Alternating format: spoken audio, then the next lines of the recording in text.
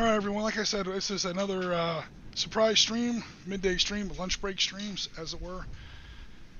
We are going to go ahead and continue our ongoing game of Valor and Victory for one of the 1954 Dien Bien Phu battles. So as some of you might remember, we've been doing this for a couple weeks now, but we actually had a big game going starting on Sunday. And obviously the game was pretty big. Our stream on Sunday only ran for just short of 3 hours, so there was no way that we were going to finish it. We had plenty of history to talk about, and background, and context, and so on, like describing the battle that this game takes place in, and the campaign that the battle in turn takes place in, and the war that the campaign in turn takes place in. So there was a lot to unpack. We got through all that. We started our game. We got the first 2 turns done. Everything went great, and we just ran out of time. So today we're going to go ahead and continue with another turn. So I'm playing the Viet Minh. I'm assaulting the southern shoulder of a strong point that the French had nicknamed or had codenamed Eliane 2. All their strong points at Dien Bien Phu were they were given girls' names or women's names as call signs. Legend has it that they were the mistresses of the garrison commander. If so, my boy had a lot of girlfriends because there were like 12 strong points here. 9 strong points and 3 landing zones. So apparently he had 12 girlfriends running around. Probably explains why he didn't do the best job leading his troops in this game. But still, he held up for 2 months. Well, hey, if you have 12 girlfriends, endurance is not a problem. We'll go ahead and leave that one there. But speaking of endurance, we'll see what's going on here with turn 3 of our game. So we are looking at 1925. Give me 1 second to get another computer going here. Cool. Yeah, so, okay, so turn 1, I came in out of the southeast with all my Viet Minh forces, assuming that this machine comes along. Also, Jen, one more question on sound test. If you could please let us know if Piotr sounds too soft compared to my voice. Last time we had a little bit of a sound balancing issue where I was coming through really strong and clear and his voice was kind of muted in the background. We're trying to get our levels a little more even on this one. So, at your convenience, if you can just let us know. Mr. Chip, how you doing? Mr. Skoback, wow, I'm surprised. I guess my surprise stream wasn't that big of a surprise. They were waiting. Our audience was waiting for my ambush, and they launched a counter ambush. Hello, everyone. Thanks very much for coming by. Sound is almost the same. Yeah, cool. Last time, it was a little too soft on Piotr's side. That was a sound mixing issue on my end. And also, Jen, the sound effects. Okay, you say that you hear everything. Okay, cool. All right. Whether or not you hear the sound effects is not an issue. It's whether or not the sound effects are too loud, where it gets distracting or you can't hear the conversation, which is the more important part, obviously.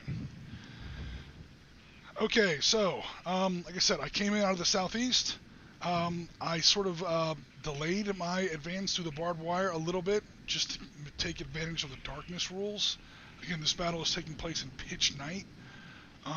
He can only see me clearly within 3 hexes and then at a penalty, and vice versa. And if I fire, in other words, he's shooting at my muzzle flashes. There are some house rules, or in this scenario, for darkness. Obviously, once I get adjacent to him, there are no more darkness rules, which seems to be how this game is going to go, because I got through gaps in the barbed wire that were opened up by previous artillery. My own artillery was kind of a letdown, my pre-game artillery. I started my charge, he did his counterfire, I started taking pretty hideous losses right off the bat. Fortunately, by the end of turn 2, I had managed to actually gain the heights and bloodily assault a couple of his bunkers. He's got bunkers here in Hex Lima 6. He's got bunkers here in Kilo 7. He's got a bunker here in India 7. Those are some of the objectives. Also, the objective is the historical location of the governor's house, held by 4th Company, 1st Battalion, 4th Regiment of Moroccan Rifles. There were also, French auxiliary and colonial troops here helping French Foreign Legion paratroopers at Eliane 2. and there's also this little sandbag position in the back. So we've got trenches, we've got bunkers, we've got fortified governor houses. This gigantic crater here is pretty much the same as any crater, like a regular crater hex, except instead of a collection of small craters, it's one large crater, to the point where it's actually an anti-hill. It actually will block line of sight if you're down in the crater. An entire platoon can take cover in there to where they're completely out of sight. This was, if you'll correct me, Piotr, if I'm wrong, this is where the Viet Minh were trying to dig a World War I style mine underneath the French position and packed it full of explosives and blew a gigantic moon crater in the... That's true. You're absolutely right. And they were trying to fill it in with a bomb from the B-26 bomber that they shot down earlier during the campaign. Oh, that was the actual source of all their explosives? Yep. They unloaded all the 500 pounders and 1,000 pounders out of a B-26. Nice. So, yeah, I'm not doing too bad. I mean, I'm taking god-awful casualties, but again, I'm the Viet Minh at Dien Bien Phu. The Vietnamese government to this day has still not released reliable figures about how many people they lost here. Yeah, it was a bloodbath for the Viet Minh. They did eventually win, obviously. The conclusion of this battle wound up more or less forcing the French out of their colonies in French Indochina. So there goes the French Indochina colonies. That gives birth to 4 countries at once, more or less simultaneously: Laos, Cambodia, North and South Vietnam. And because the Vietnamese, led by Ho Chi Minh and others, did not get what they expected, one united communist Vietnam, out of this war that they felt they won, we would eventually wind up with a second war. It depends on who you talk to when it really started, but between 1958 and 1962, let's just call it 1960, the Second Indochina War, more commonly known as the Vietnam War. But that's not what we're doing today. Again, we're at the very end of the First Indochina War, which is France's part of the Vietnam conflict. Okay, so we're beginning turn 3. And as such, we're going to begin with the Viet Minh, because the Viet Minh are the attackers that are going first. The Viet Minh are going to go ahead and begin with their attack. They're going to go ahead and begin with their command phase. So the first thing that happens in a command phase is anything that's pinned automatically rallies. I only had 1 unit pinned down. We now go to Viet Minh direct fire phase. I do not have very much, because most of my guys are either blind or because I'm kind of hung up in this barbed wire. Getting through these 3 successive belts of barbed wire, even through some of the gaps, with the troop density that I've been dealing with, has been pretty tough. So, no, what that means is I've got a lot of movement planned. And because I have a lot of movement planned, I can't fire. Valor and Victory is one of those games where you really can't move and fire in the same turn. However, I do have some units I can see and some units that have no plans for movement. So, those are the ones I'm going to shoot. Alright, so my little base of fire down here in the south, made up of 3 American-made M18 57mm recoilless rifles. Piotr, you found a lot of reference material that shows that these M18s were there at various battles in Dien Bien Phu. This was a large recoilless rifle that came out at the very, very end of World War II. I think they used it for a couple weeks in Germany at the very, very end. The Marines in Okinawa, April of '45, swore by these things. They were like, these things are the best things since, the M1 Garand. We love these things. They saw a lot of service in Korea, 1950 to 53, and by 1954, the French had a lot of them in French Indochina. And of course, as we often see in insurgency wars, everything the government has, the rebels soon have, because they do raids, they steal things, and you pretty much have to run your insurgency on what you can beg, borrow, and steal. So there's a lot of French weapons on both sides of this battle. So I've got 15 total points in here for 3 guns, 5 apiece. -2 for the officer. That's his command bonus down there. 1, 2, 3, 4, 5, 6. I can see him. However, He's pretty far away. He is in darkness. He has fired at me, or he's fired at my men, so I've seen his muzzle flashes. So I can see him, although at a penalty, because again, it's darkness.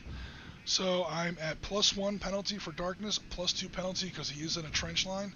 That gives me a total of +3 in penalties, -2 in bonuses, again for my commander's command bonus there.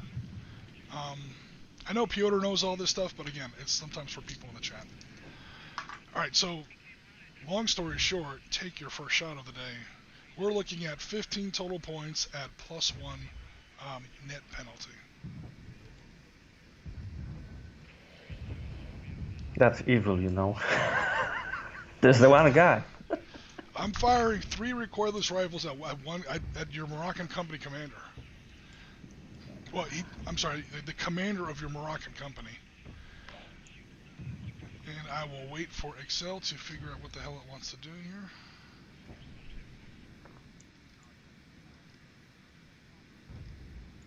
Yes, Excel, we know the turn sequence. Thanks very much. You're very helpful.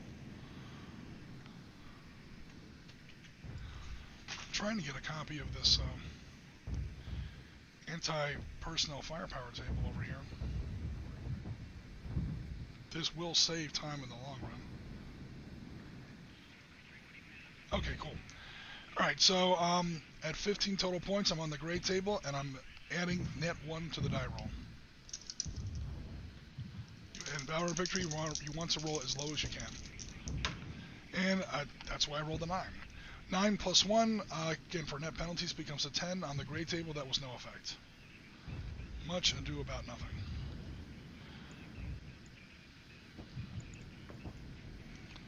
Alrighty.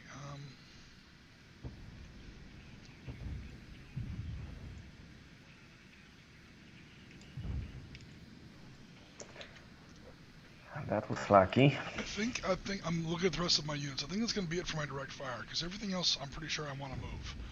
So with my direct fire completed, I'm going to go ahead and start with my movement.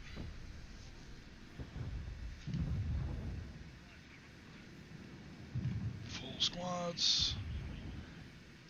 I make that movement and ask if you want to take any opportunity fire against that stage. Yes, Okay. the half squad from Kilo 5 will try to do some damage to your guys. There's no officer in the hex, so you get no bonuses for that. You do get a -1 bonus, however, for opportunity fire. I am in the open. No, you're too close. Actually, you're not adjacent, so you have to add 1 for darkness. So it's going to be 3 points at a net wash. No bonuses, no penalties. You're on the red row up here. 2d6. Well, it's an 11. 11. That was a stone cold miss. All right. Anything else? What the hell? Let's give this officer a chance. All right. From Lima 6. So it will be... He can barely see. So, okay, so again, for people in the chat, please remember that bunkers do have an arc of fire. You cannot fire out the side or back of a bunker. You can only fire out the front. And the game is pretty clear as far as its the arcs of fire for a bunker, which, according to the game, he is, by my attacking units, are barely in his left side of his peripheral vision, so to speak. So yes, you have 1 point only, but that still leaves you on the red row. 1 point. Now he's point blank, so he gets -2. He's point blank. He pays nothing for darkness, and he's -1 for his command bonus, which he does get to apply to himself. That gives him a total of -3. So instead of +1, it's -3. Ironically, this guy gets a hell of a better shot than these 4 guys back here. It's a fire team of 4 guys. This is 1 leader by himself, except for some casualties. But because they're running literally right down his throat, they're trying to jump into his bunker. As they're crawling through those firing ports, he is cutting loose with that MAT 49 submachine gun that he's got there on his hip. And he's probably going to be doing some pretty serious damage.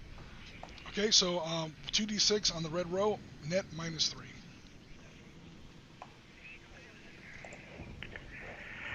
Okay.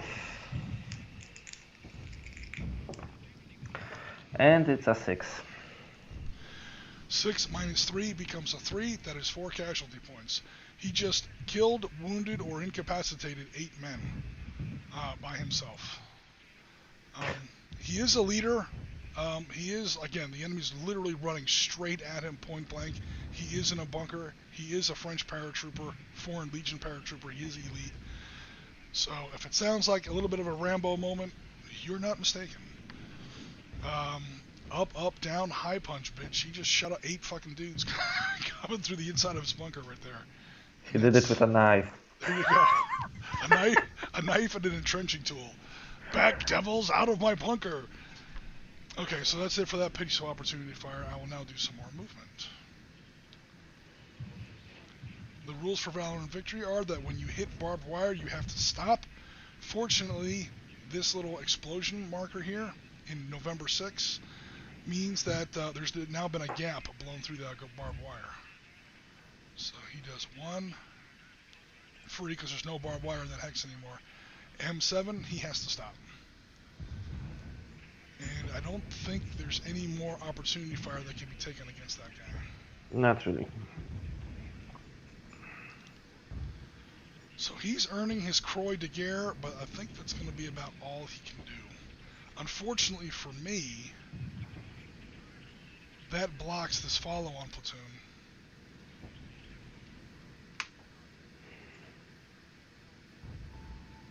One. I don't have to stop because there's a hole blown in that barbed wire. I can't move into M8. Well, I can move into M8, but I have to stop there. If I do that, I'm going to block these guys. Oh my god. Dude, these barbed wire entanglements are really slowing me down, which I guess is the point of barbed wire entanglements.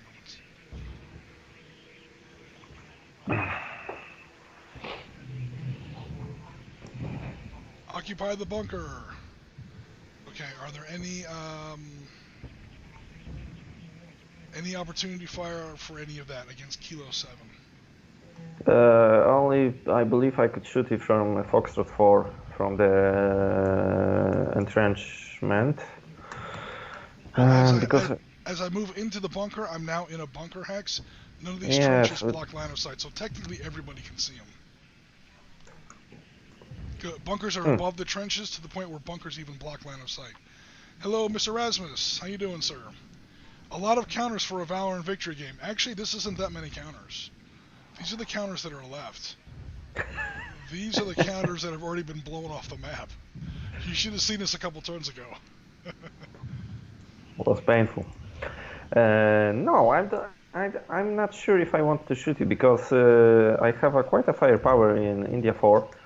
And I think I can save it for your stack in Juliet 7, but on the other hand,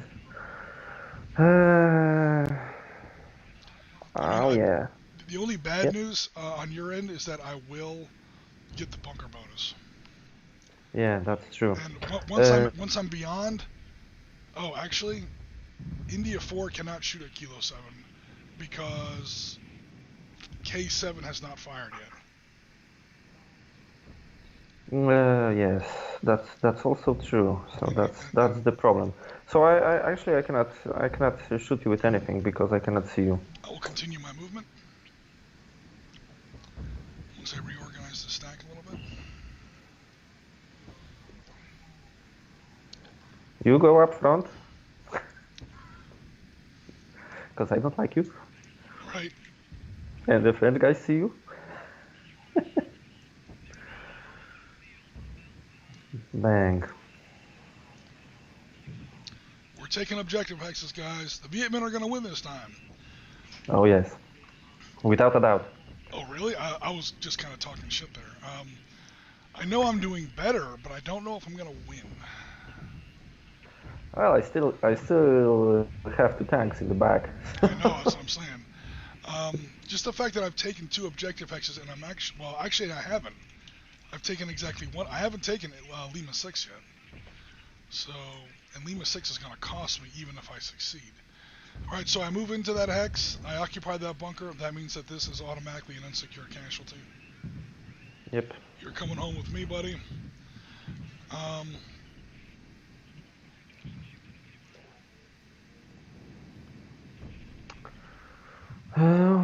But now I can shoot you from India 4. Yes. You shoot straight across those 2 crater hexes. Those are negative or depression hexes or whatever, as far as line of sight goes, so they don't block line of sight. He can fire out of his trench line in India 4, straight south into my newly occupied bunker at India 7. Don't get too cozy over there. And with a +4 hindrance, yes, because of your bunker, -4 for my officer, but +1 for darkness, so it will be a net +4. Am I counting it right? Be a net +2. No, yeah, 4. You're right. 4. Mm-hmm. So my Gray 5, column. your 1, becomes now 1, 2, 3, 4. Oh man, there's a lot of firepower in there. 1.5 squad of Moroccan rifles. So again, just for people in the chat, super fast. These are new counters that we kind of created for this game. These are not French Paris, so they have slightly different numbers, and they don't have the elite status. Nevertheless, they did pretty well in this battle historically, and they've been doing pretty well today. We'll see how well they do right now. We're looking at 3, 8, and 11 points total, I believe. Yep. All right, so Gray column. barely puts you on the gray column, the gray row, and you have to add. That's the good news. The bad news is you have to add 4 to your result. Okay. And it's a 4. 4 becomes an 8. That is 1 casualty point. Is that officer worth the damn? He's a -1 officer. I will not pin him. I will pin the half squad of troops that's in there. Okay. Okay. Any more opportunity fire against that stack? I believe I cannot shoot you with the tank yet. Because of the guys in Foxtrot 4. They block the line of sight. Friendly units never block line of sight. Oh, cool. Oh no! Tanks firing! These are, again, for people in the chat. Go ahead, Yavasa. I'm just going to talk while you roll dice. Oh no, we have to figure out what your actual units are, I guess, or what your actual values are. Okay, so the rules in Valor and Victory, again, I might be making a slight mistake here because vehicles in Valor and Victory are pretty rare. Valor and Victory is a infantry-focused game. They do have tanks in there, but they're more for flavor and color. You would never do a tank battle in Valor and Victory. Again, this map is only 25-meter hexes. This whole map is only 400 yards across. Tanks do not engage at 400 yards. They engage at 1,000 yards or more. So it's very rare for more than once for both sides to have tanks in a game. It's very rare for either side to have tanks in a game. So the rules, I'm always a little rusty. I do not believe that tanks can form fire groups in Valor and Victory with infantry units or each other. They can form fire checks with themselves. So I'll tell you what I'll do.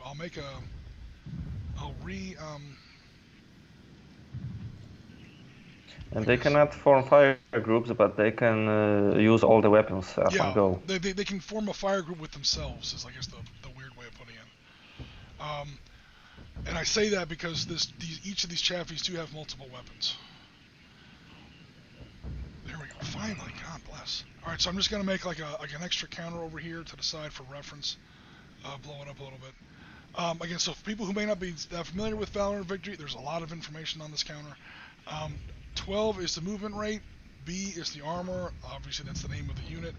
Okay, so here's his main gun here in the upper left. It has a C armor piercing factor. There's no Viet Minh tanks on the table, unfortunately, so we don't worry about the C. However, as a high explosive gun, it has the Sherman standard 75mm dual purpose value of 10. And again, Chaffees and Shermans pretty much use the same gun. The Chaffee was just a light version of that. You can combine that with his bow machine gun, because I am in his forward firing arc, obviously. And that's this 30 caliber machine gun here in the front of the hull. That's his 3. And then the 4 in the white circle represents the 50 cal that's on the roof. So he can combine all 3 of those weapons, because I'm within, Valor and Victory splits these 2 machine guns into 2 different values, because I might be over here, and now he can fire at me with his turret-mounted 50 caliber machine gun with a 360-degree firing arc, but not his bow machine gun, for example.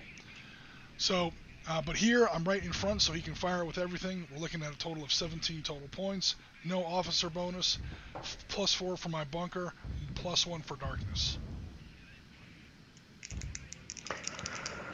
So it's not a good roll, actually, but let's try. Maybe we shall. 3 or less to do something. Yep. So the first tank is a 7, so nothing. And I'm thinking if I should... Actually, can the tank see you? I don't think it can see you because it's too far away. As you were making your die roll, I was thinking that same thing in the back of my head. I don't think you can see because of darkness. Yeah, so it doesn't matter. Once I shoot, you can fire, but I've never fired from that position, so you can't see those Viet Minh in that bunker yet. Sneaky. Yeah, darkness is really the Viet Minh's friend in this game. I'm really coming to notice that. Unfortunately, but in order for me to assault any of your really valuable objective hexes, I have to assault. And obviously you're adjacent before you can assault. Okay, so Rasmus has switched over to another computer. Hopefully he's doing better now. I'm going to go ahead and save that off to the side. We can look at that again later. Okay, so I'm going to do some more movement. Run through the barbed wire. That's 1. It's a gap in the barbed wire, so I don't have to stop. 2, 3, 4.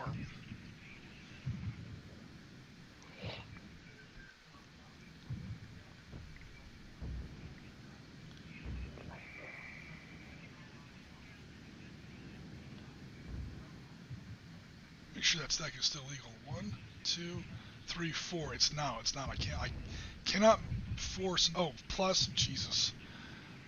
You have too many guys in the bunker. I have too now. many guys in the bunker. I did that again. It's all right. It's all right. He was here. He will go there instead.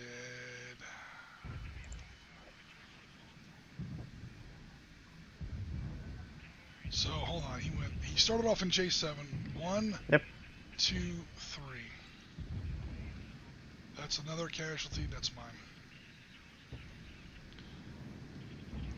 1, 2, 3, 4. Yep, Lima 6. You were brave, but I'm pretty sure you're going down, dude.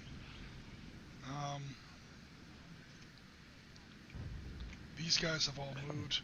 I think it's just these 2 stacks here left. Again, The guys will be knocking at the back, yes? Excuse me, sir, do you have a second to talk about Uncle Ho? Those old commercials from the 80s. Would you happen to have any Grey Poupon? But of course.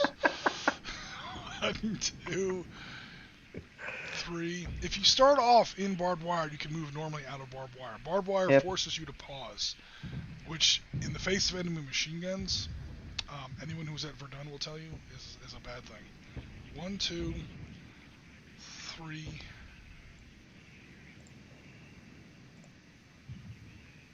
4. And that stack is still legal. These guys are stuck in barbed wire. I'm pretty sure everybody else is where they're supposed to be.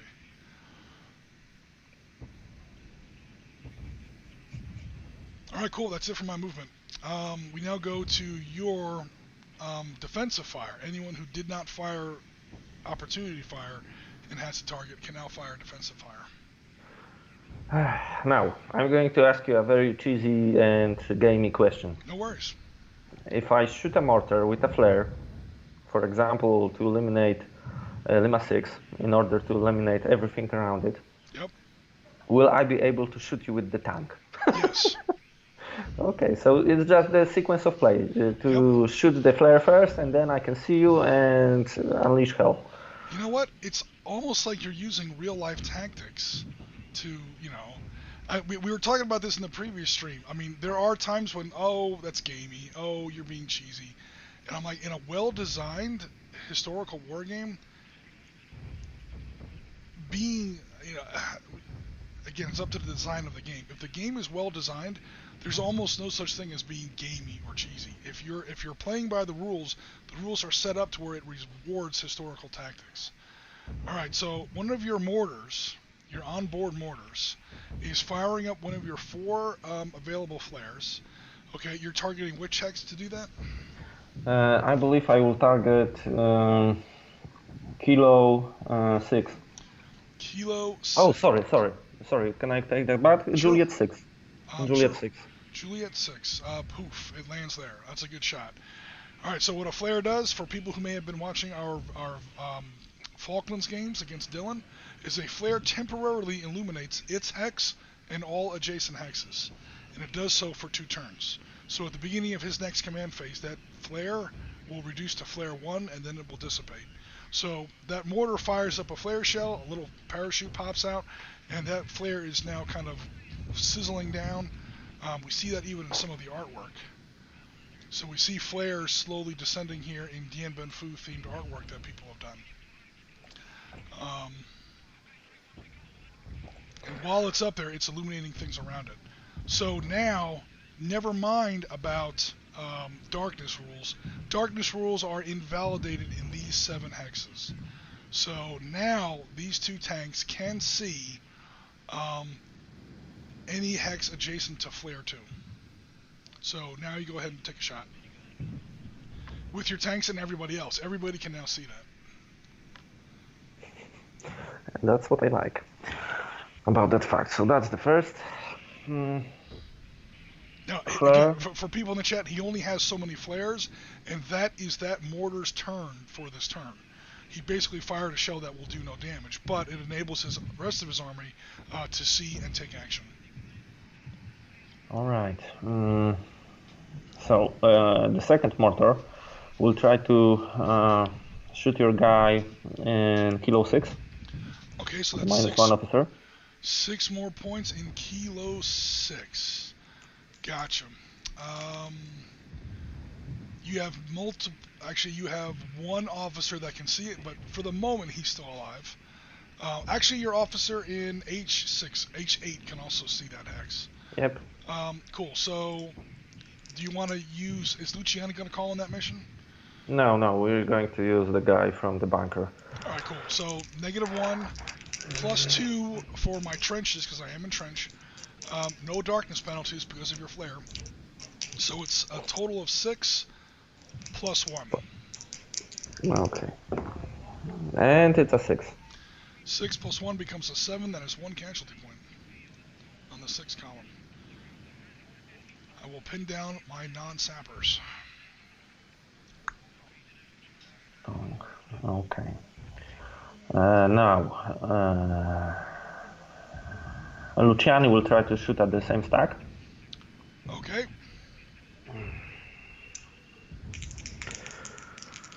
So now it's a negative. So it's a -0, yes, because he's a -2. You're in the trenches, +2, and no darkness bonus. I'm sorry. Which guy is going to shoot at me now? Luciani with all his guys. Oh yeah, sure. In the house. If he's firing right across with direct fire, he has a total of. Oh, he's got a 50 cal there, I think. Oh yeah. All right, so this is actually a good example.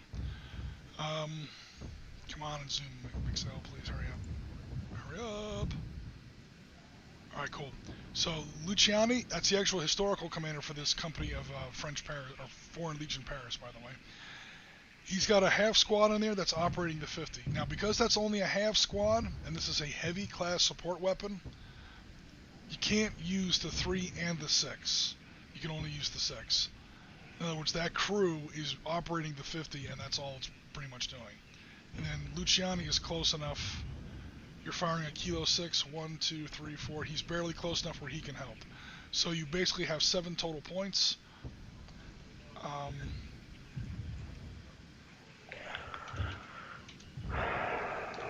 7 total points against a with no penalties.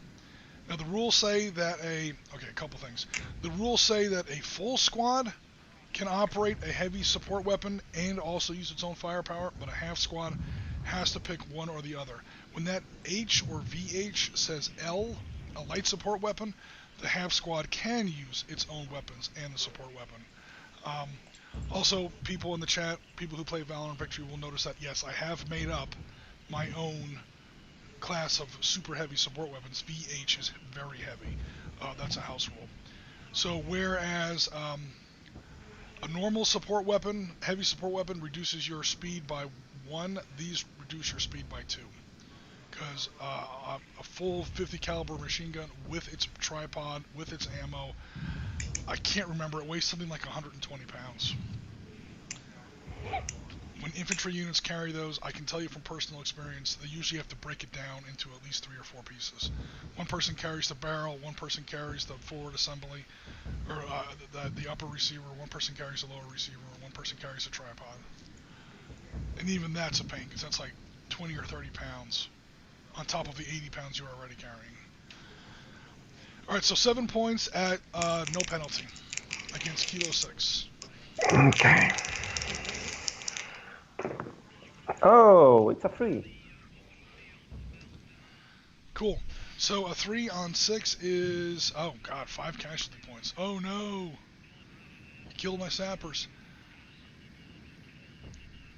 Alright, so there's 1 additional casualty point. 2, 3, 4, 5. Get Twitch out of the way. Pretty please, Twitch. Or not Twitch, OBS. Okay, that kind of sucked. Then again, it is a 50 cal. A 50 cal will do that kind of business. Especially when you have an elite French Foreign Legion para directing the fire. Okay, other defensive fire. Yes, please. Yep. We will try to hit the same guy with a tank. Now, wait a minute. Just for the record, everyone in the chat, Piotr was crying and wailing and bitching like a little girl with a skinned knee that I was firing recoilless rifles against his one officer. Now he's going to fire 2 tanks. Only 1. Oh, okay. Thanks. He's going to fire a tank with a 75 millimeter main gun, 50 cal, and a 30 cal at one officer. And he's all right. Hypocrisy, thy name is Piotr. Go for it.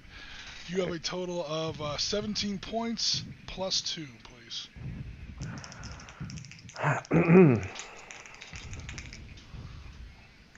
It's a 6. A 6 plus 2 becomes an 8. However, you're on the 17 row is the problem for me. That is 1 casualty point. That tank fired everything he has and pinned down that officer. That must have been scary for the guy. He's hugging the bottom of that trench. By the way, so are both your medics. Your medics are like, holy crap, man, you do realize that we're in your line of fire. They're at the bottom of that trench. Don't worry about it. Same with my officer, Mr. Tu there. He's like, I came in here with 9 men. I'm now by myself. And, but there's a tank firing at me. This was a bad idea.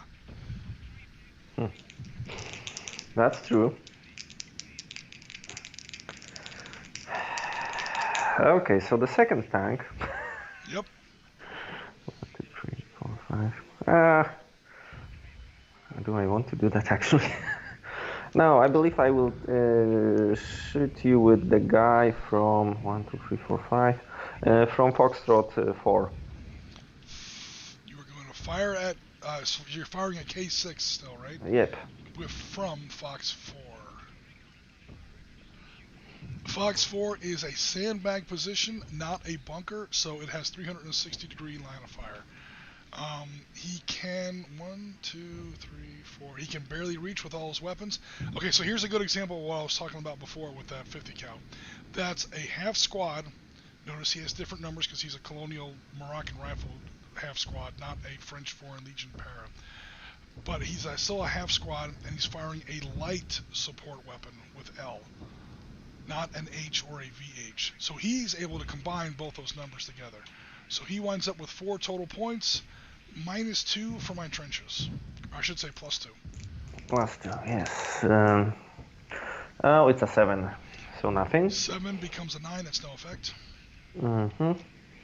And actually, I have to use that second tank because why not? See, Mr. Han, you for a split second, Mr. Han, you were like half of one movement phase. You were the baddest dude in the Vietnamese People's Army. He was the forward officer here in General Giap's offensive at Dien Bien Phu. There's no officer further forward than he is. Unfortunately, that means he's catching all the fire, including a second tank.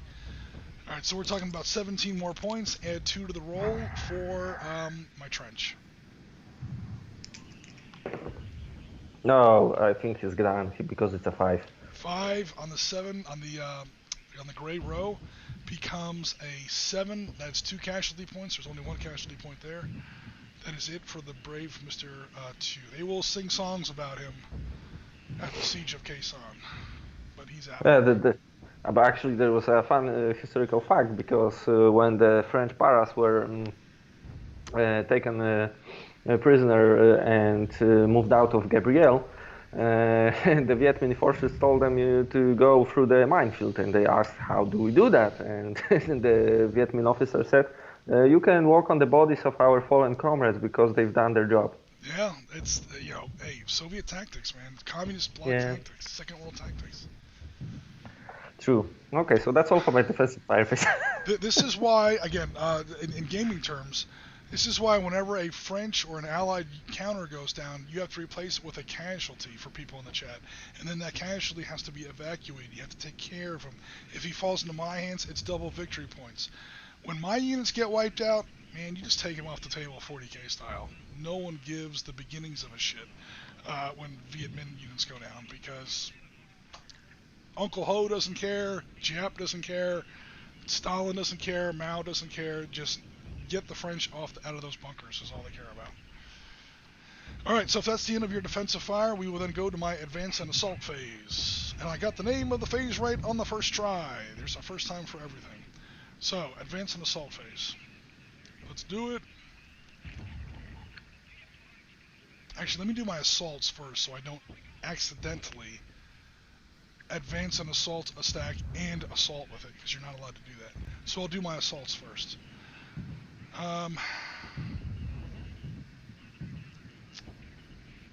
I'll do my big assault first. I got a total of 15, 17, 18 total points versus 1. Versus the French Rambo, man. Yeah, versus 1. So it's 18-1. I think I qualify for the 4-1 table. Oh yeah. On the close assault table. So I have to roll a 10 or less. Make that a 9 or less because you are a -1 officer. My officer in there is a -0, so it provides no bonus. I'll throw in my last grenade.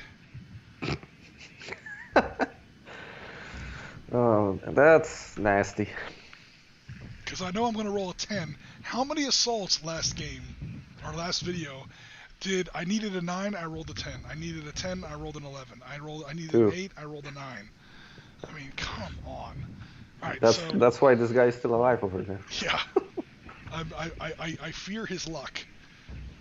Okay, so he can throw in one. Your guy can throw in 1 grenade if he wants. No. Okay, didn't think so. No. But I do want to ask. That means I'm back up to a 10 or less on 2d10, on 2d6.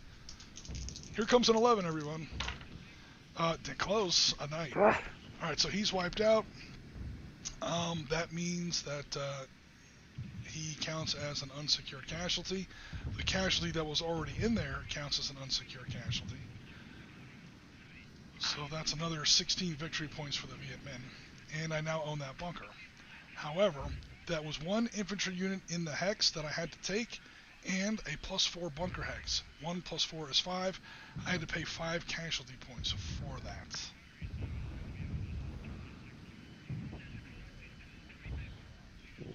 Alright, so how am I going to do that? I have to take 5 casualty points. Knock him down to half a squad. Remember, you can only have 2 guys in the bunker. Oh, thank you again. I keep screwing that up. Like multiple times. Alright, so that's 2 casualty points so far. Then I'm going to pin down 1, 2, and obviously the one guy who's already pinned. So I knocked one of my 4s down to a 2. That's the last number there on the casualty rating.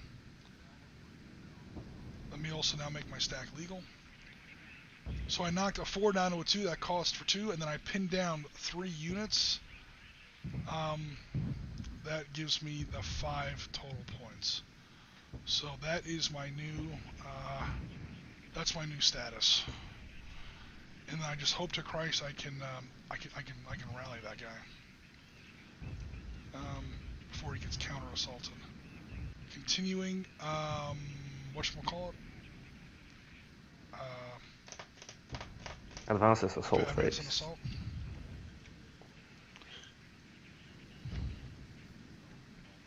Will you people please get through that barbed wire? It's now turn 3. They're still stuck in barbed wire.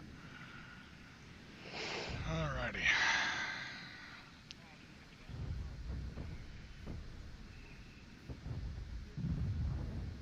I am not going to assault the code. No, I'm Come not. on. Because it would cost me 3 casualty points. That would be the whole Yeah, I stand. know. That's what I was hoping for.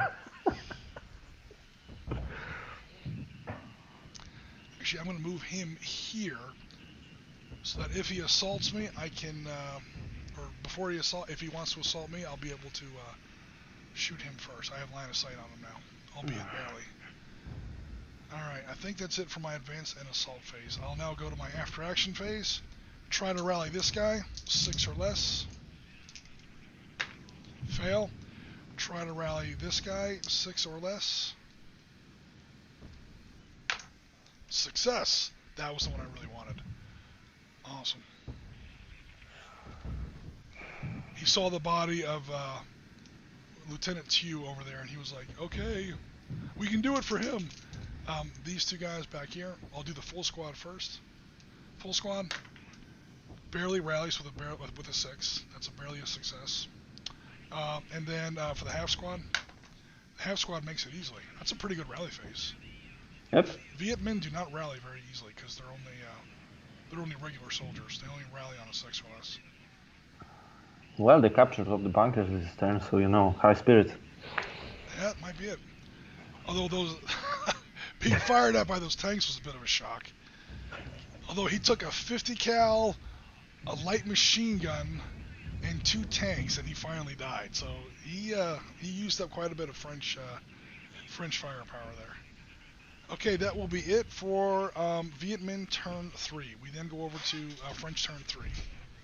Well, actually, when Luciani saw him running into that trench, he was like, "You're in the wrong neighborhood, man." Time to get old Painless out the bag. Tick, tick, tick, tick, tick, tick, tick, tick. Why does he look like Jesse the Body Ventura all of a sudden? That's kind of strange. God, can you imagine what that minigun would be in the Valor and Victory? It'd be insane. Back to the Future. Oh my God. Cool.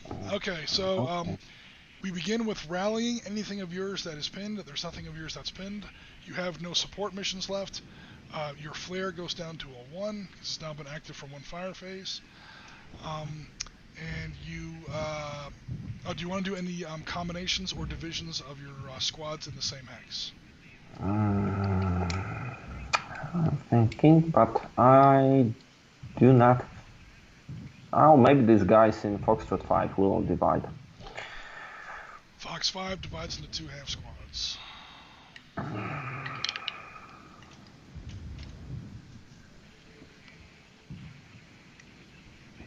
Did the bunker get you a +4 from the back? It did give you a +4 from the back, yeah?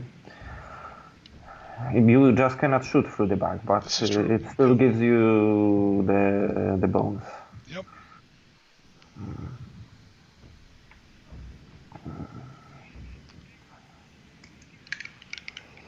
Yeah, they put that mechanic in the game, Barry Doyle did, because I think they wanted bunkers to be flanked.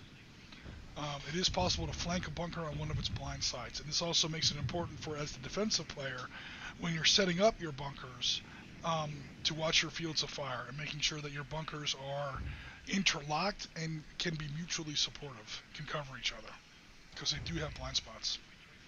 That makes sense. Okay, direct fire phase anyway. You're still behind the ridge, so only thing I can see are your guys in the bunkers.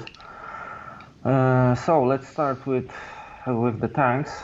Because why not? Okay. We will try to clear out these fools in India 7.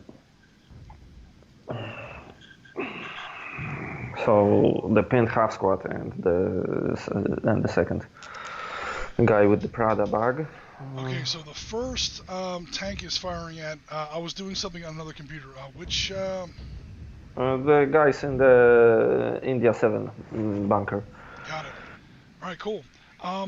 Darkness rules do not apply because I am still in flare light. 17 total points plus 4 to your die roll.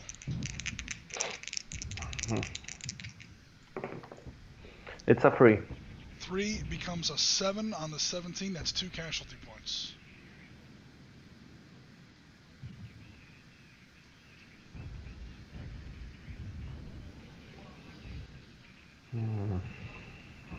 The second tank will try to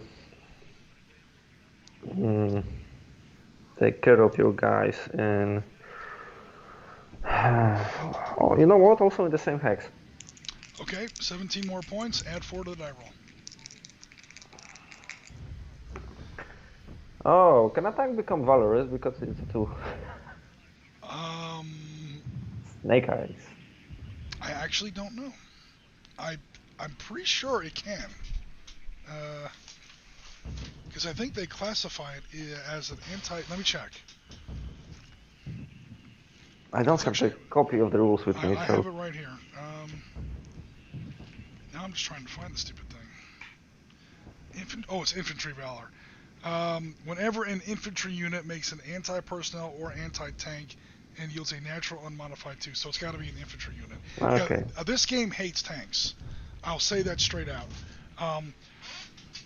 There's no such thing as tanks with the leadership bonus. For the Michael Caine character, Colonel Vandelier, in our Valor and Victory game in A Bridge Too Far, crossing over the River Val, I had to make it up and put it in the game as a house rule. Tanks cannot become valorous. Tanks cannot form fire groups with other vehicles. The close assault attacks versus tanks are actually pretty easy. It's just whether or not you can get close enough. Valor and Victory likes infantry, and as such, the rules are admittedly seem to be a little biased. Like that rule literally reads, you have to be an infantry unit to become valorous. I would take exception to that. I have read about many tank crews that were very valorous indeed, but that's actually kind of weird. I do understand it mechanically because it's based on casualty ratings, is how you check to see if the unit becomes valorous upon rolling a Snake Eyes result. The problem is tanks don't have a tanks don't have a casualty rating. So what would you do? I would roll as an officer. In fact, you know what? You want to do some you know what? I regret giving you these tanks anyway. So yeah, let's just go ahead and stick to the rules. Yeah, sure. I was just asking because I didn't know. So not a problem. Like I said, tanks are in Valor and Victory so infrequently. I didn't know either, so I quickly looked it up. But for future reference, what I might do, again, because this game is half house rules anyway, is say that tanks can become valorous and they roll like officers do. They roll a 6 or less. Because the tank crew. But, we'll worry about that later. But needless to say, you did plenty of casualty points to destroy the rest of the guys in that bunker.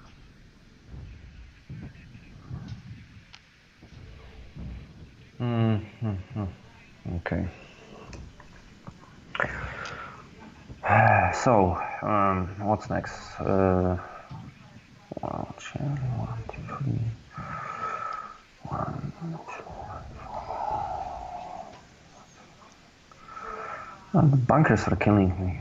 There's no way to. 1, 2, 3, 4. Okay, maybe we will try to shoot India 4 into Lima 6 because I believe they are all in range.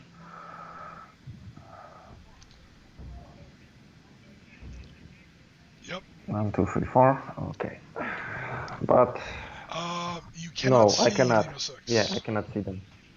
But I can see Kilo 7. 1, 2, 3, 4, and it's still 4 hexes. Yep. I believe. You can see me for two reasons. Number one, I just did an assault into that hex. Actually, no, I didn't, but I am in flare light, so yes. You're looking at a total of 10 points. No, 11 points at +3.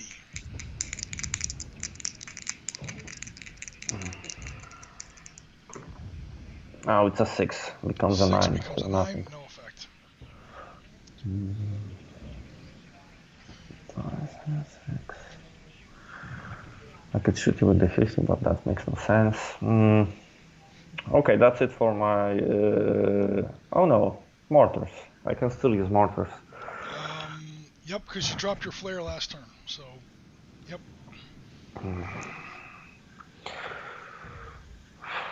But all I can see... Okay, so let's drop them on the same hex. So kilo 7, both mortars, because I don't believe Nicole can see the guys in India 8. Nicole can... From Hotel 6. Yeah, Nicole, I see him. Can he see the guys in India 8? Yes, he can. Oh, cool. He has to shoot at 2 penalties because he's scraping past elevation and he's scraping past a bunker. No, I'm thinking of calling in the mortars. Oh, in that case, yes. As long as you can see, then he can call in the mission. Yep. Okay, so we will call in 2 missions on the same hex. Okay, cool. So that's good. They're in 2 different hexes, so you do have to resolve them separately.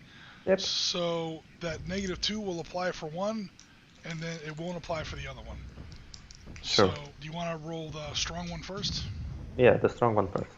Cool. So 6 minus 2. It's a 7. 7 becomes a 5, 3 casualty points. And the second one without the bonus. It's a 4. 4 is another 3 casualty points. So no, 4. So it's a total of 7 casualty points.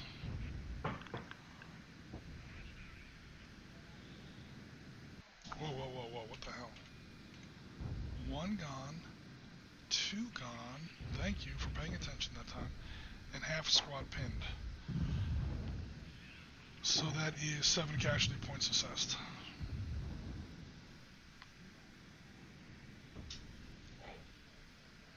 Okay, and now that's it for the fireface. Cool. We then go to movement. Okay.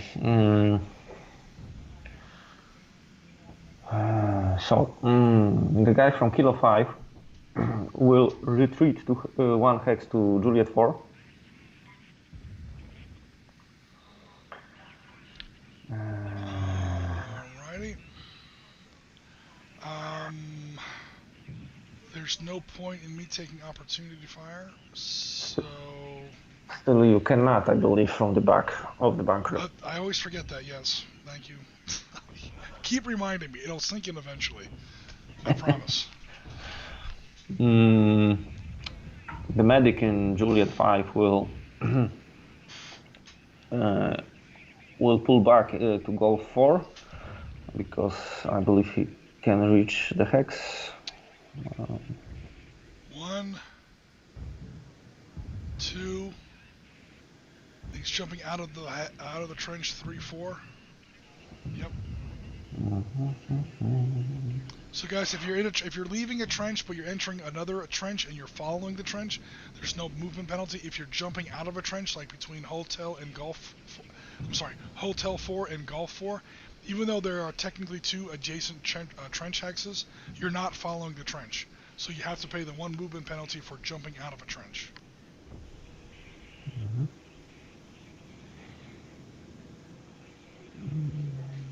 Okay.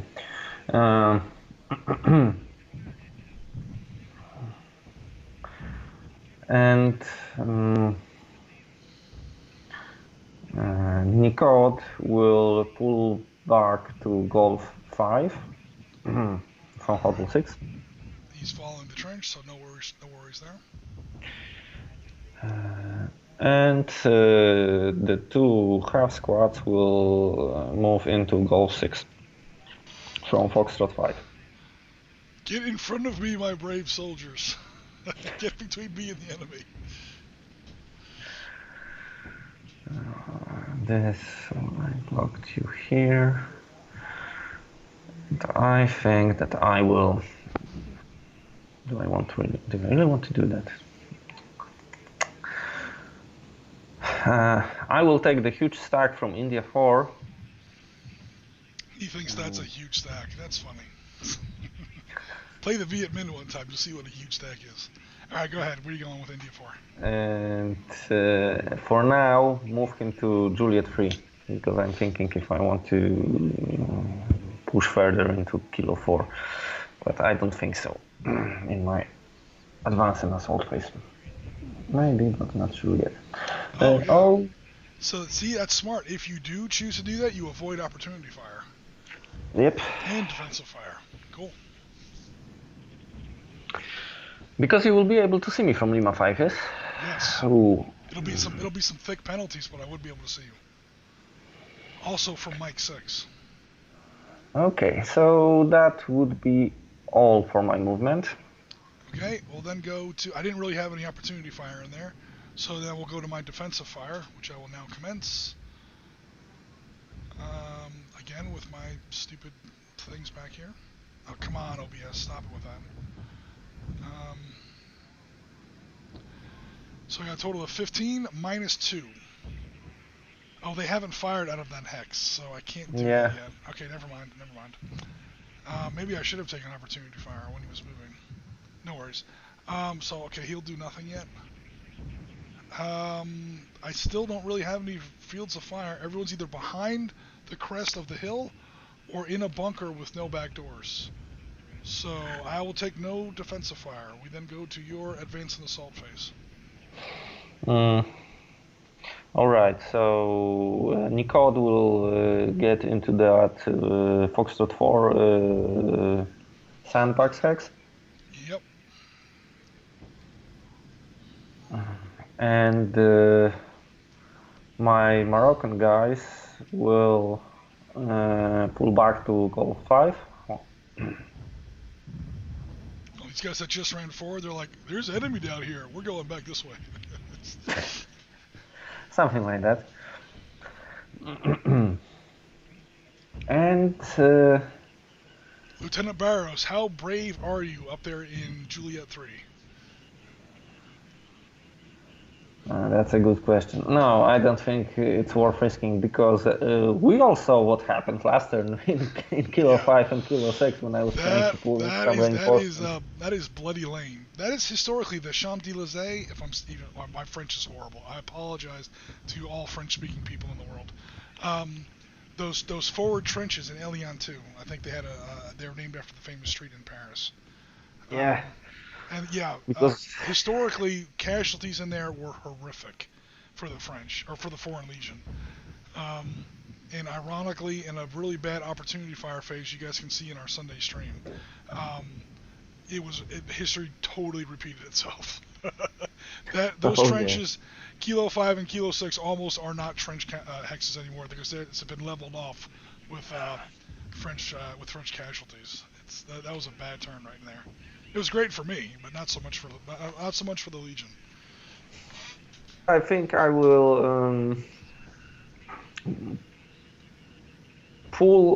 I will leave the guy in Juliet 4 where he stands. Okay. Stand and die. And right. That would be all. That will be all for your advance and assault phase. You don't really have an after action phase because you have no casualties or pinned units. There are no... Oh my god, OBS, what are you doing to me here? Give me 2 seconds, guys. Hopefully that will minimize that problem. Okay. Okay, so like I was saying, I don't think Piotr has much of an after-action phase, because that's when you rally your casualties. Sorry, you rally your pinned units, evacuate your casualties, and evacuate any POWs. And evacuate any POWs. I don't think any of those apply right here. So I think we're going to kind of skip past your after action phase, and we would, if we were going to continue the stream, we would then go into Viet Minh turn 4. Oh yes. Cool. We would. All right, so it's up to you guys whether or not we want to. Well, we're gonna go ahead and call the stream for now because we've been streaming now for a little over an hour, and I do have to get back to work. My lunch break is pretty much over. So, I'll go ahead and start the sheet at the very least.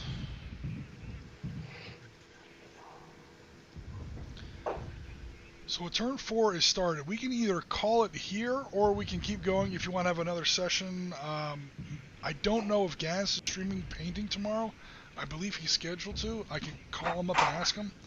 If Gaz is not streaming tomorrow, for whatever reason, we can go ahead and have another session tomorrow if you want, Piotr. Or, Yeah, sure. If it's not a problem for you, we can play us today, so another turn. It's definitely not. Yeah, I definitely have to log off for now.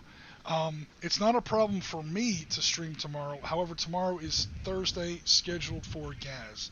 So I'll check with Gaz off stream or whatever, and I'll see if he's streaming tomorrow. If he is not, we can stream this tomorrow, or if he is, we can do one more turn on Friday. Okay, if cool. that's cool with you, because I know I think you said that you're kind of busy on the weekend. Yeah, but Friday is fine for me. So if not tomorrow, we can play on Friday, and hopefully come closer to the end of the game. I'm pretty sure the game's decided at this point. Unless you wanted to try and counterattack and retake some of these bunkers, or either of these bunkers, because I don't think I'm taking the governor's house. I think right now we're at a historical result, where the Viet Minh captured the southern tip of this position, but they were not able to wipe out its base of the salient, so to speak, up here to the governor's house and supporting positions. This took another assault up to a week later. So if we're counting this as the Battle of Five Hills, or part of the Battle of Five Hills, we're at a historical result right now. Because most of my force, like this is my entire army that's left. This is all I've got. You literally outnumber me at this point. So for me to attack you is suicide. Especially since now you have 2 tanks in support. So the only reason I think we would continue is if you wanted to counterattack and maybe try and clean out some of these bunkers. So that's certainly, we can certainly do that tomorrow and or Friday if you want. Yeah, that's up to you. Okay, we can try. Okay. We can try to do it on Friday or tomorrow. It depends on how Gas is, and his views on painting more militia. Yep. All right, so I will be in touch with him over the next over this afternoon going forward, and I'll ask him what he's doing tomorrow. Right now he's scheduled to stream, but again, sometimes he can't because everything's crazy with the whole virus thing. I'll give him a call, or I'll reach out to him. I'll see if he can stream. If he can, he'll have the stream tomorrow for you guys. We'll do some more hobby painting with Gaz tomorrow. If Gaz is not able to stream tomorrow, Yavasa and I will be back to do some more Dien Bien Phu. Either way, you guys are getting a stream tomorrow, and we'll be in touch and let you guys know what's going on there. So for now, thanks for another great turn, Yavasa. I'm glad that I was able to at least somewhat take 2 of your bunkers. I don't think I'm going to be able to hold them for very long. And we're going to go ahead and close out the stream. So thanks very much, everyone, for your continuing support of Sitrep. Thanks for coming out to our surprise lunch hour stream. And we'll be back one way or another tomorrow and or on Friday. So for now, we're going to go ahead and log off. Thanks one more time, Piotr. And I will talk to everybody very shortly. Okay, thanks, guys. All right, logging off, and I'll talk to everybody shortly. Take care, everyone. Stay safe.